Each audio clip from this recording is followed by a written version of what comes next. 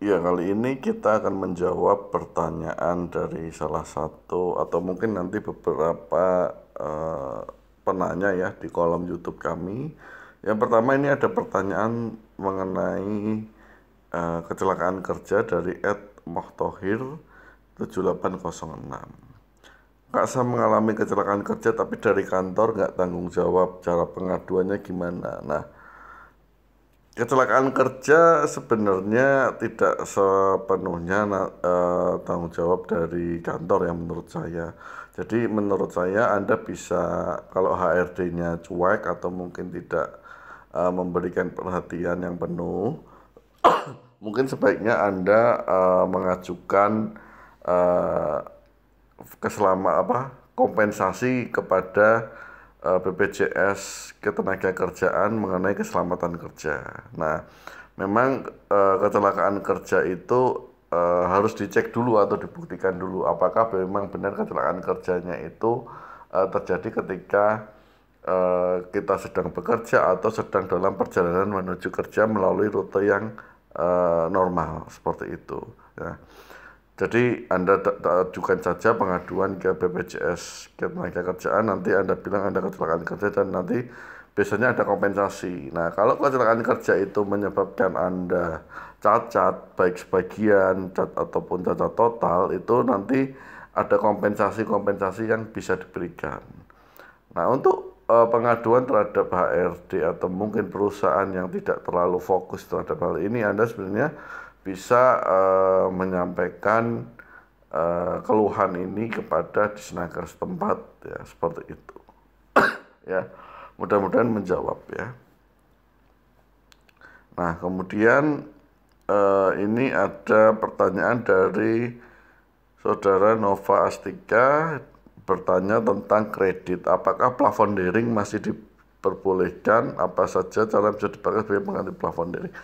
Plafon daring setahu saya adalah pemberian plafon yang kredit secara berlebihan ya, atau tidak sesuai dengan peruntukannya. Nah, tentu saja plafon daring tidak diperbolehkan ya, karena bisa menyebabkan window dressing terkait dengan pemberian kredit itu sendiri ya.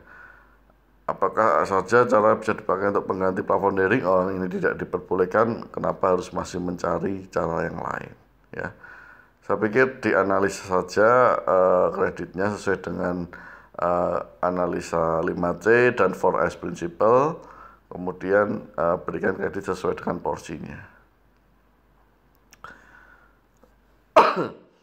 Ini selanjutnya ada pertanyaan, saya sedang ada masalah di tempat kerja, ada sebuah kasus yang bukan saya perbuat tapi saya sementara dijadikan tersangka.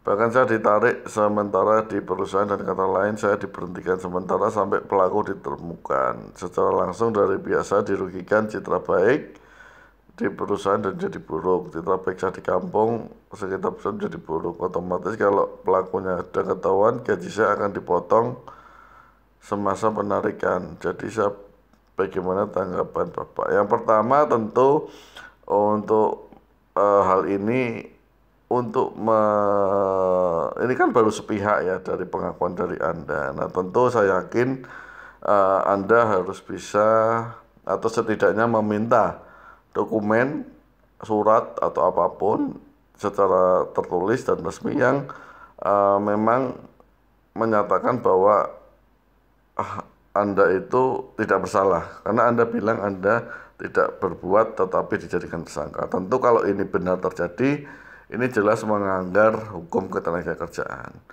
Nah, yang kedua, sebaiknya Anda cek PKB atau PP tempat Anda bekerja ya. Nah, kalau memang Anda memang tidak melakukan suatu perbuatan yang merugikan pihak lain maupun perusahaan, nah Anda harus lawan ya, atau Anda harus suarakan itu.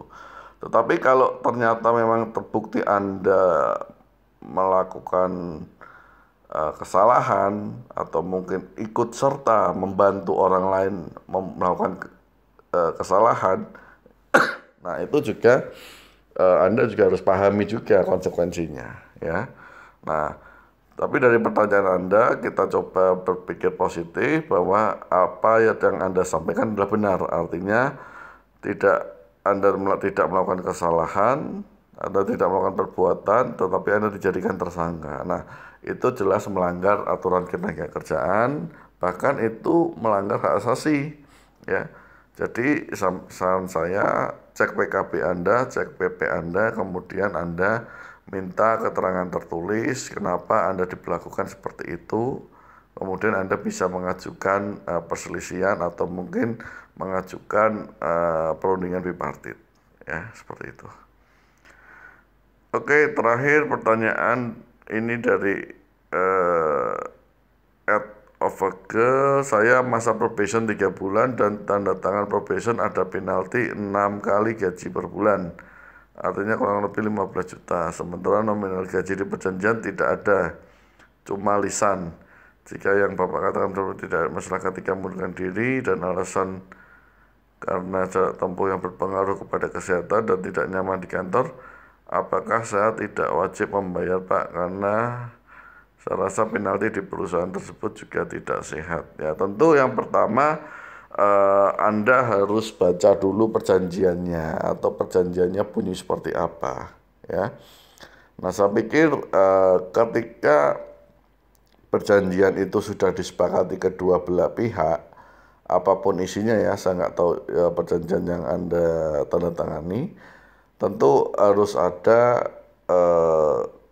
kesepakatan atau saling menghormati terkait perjanjian tersebut. Kecuali memang perjanjian tersebut merugikan, ya. Nah, Anda bisa jadi gini, perjanjian itu ada 4 syarat sahnya. Satu, pihak yang melakukan perjanjian itu cakap menurut hukum.